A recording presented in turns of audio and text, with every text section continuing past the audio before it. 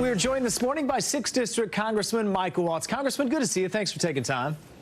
Yeah, sure. Thanks. Congressman, there are certain events where you can really tell the temperature of Washington. And there was kind of one last week, Attorney General William Barr testifying. What was your reaction to the tone that we saw during that?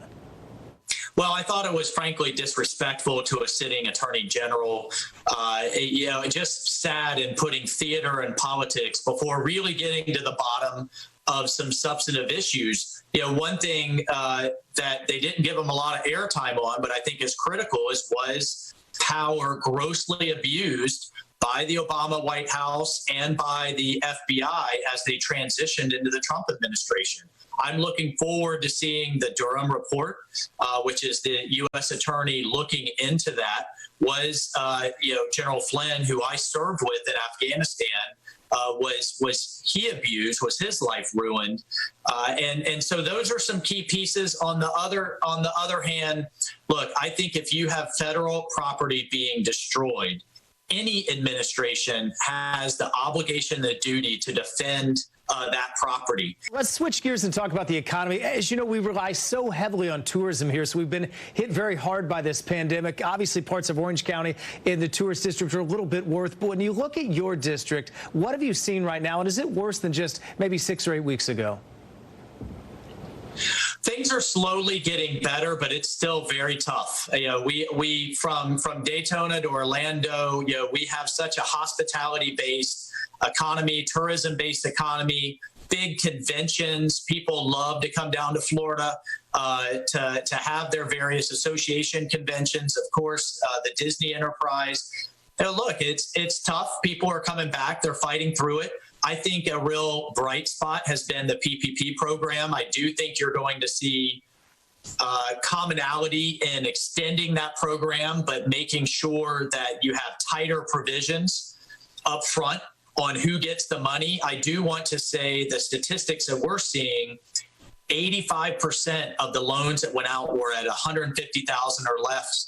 In fact, 60% went down to $50,000 or less. But we're going to continue to tighten that up. And I think that program, although there's been some high-profile abuses, for sure, that program has saved hundreds of thousands of jobs across Florida and small businesses. And it's helped them stay alive until we can come through the other side of this. As you know, early voting has started in Florida now for the primary. Now, another big debate here is about this expanded mail-in voting. Do you have any confidence in that process, or do you have concerns? I have confidence in Florida and its system, which has a lot of provisions in terms of verification and making sure the person sending in that ballot is a registered voter. I don't have a lot of confidence in other states that are just blasting ballots out to unverified voter rolls. And let's look at the case of New York. Right now, they are buried and struggling in their very small primary. New York City is saying they're probably going to invalidate almost 20% of their mail-in ballots because the infrastructure isn't prepared. They didn't have the volunteers to count.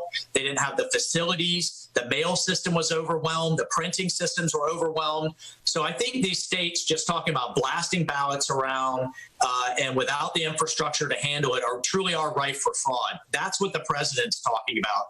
But if you're a senior that currently has a ballot in Florida, I think you can be confident in sending that in.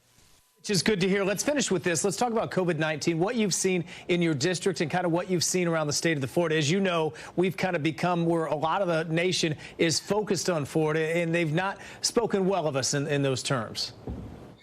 Yeah, look, I think the data is showing the vast majority of cases and unfortunate deaths are in South Florida.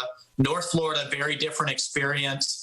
The data I received at the end of last week showed our hospitalization intake for COVID to be down 40%. But everybody needs to continue to take on that personal responsibility of socially distancing, wearing masks, washing hands. But we have to find a way to get our economy going, to get kids back in school and still protect people as much as possible. One statistic that jumps out at me, if you're under 25 in Florida, you have a 99.98% chance of being just fine if you get the virus. Of course, we need to protect against asymptomatic spread, but we also need to be careful about some of the kind of hyperbolic and dramatized reporting that's going on. During the Barr hearing that there were still members of Congress that are working from home. Do you see that changing anytime soon? And what is the makeup of what you've seen, people that are back to work in Washington? I'm speaking to you from Washington, D.C. I'm still engaging with the military. I have a call right after this on getting the defense bill through and getting our military supported. Look, I think if our grocery store workers, pharmacists, first responders can be at work, I think, running this country is an essential function too. And members of Congress should be at work. The Senate is, the entire executive branch. The only person keeping us out is Speaker Pelosi. And I just don't think that's responsible.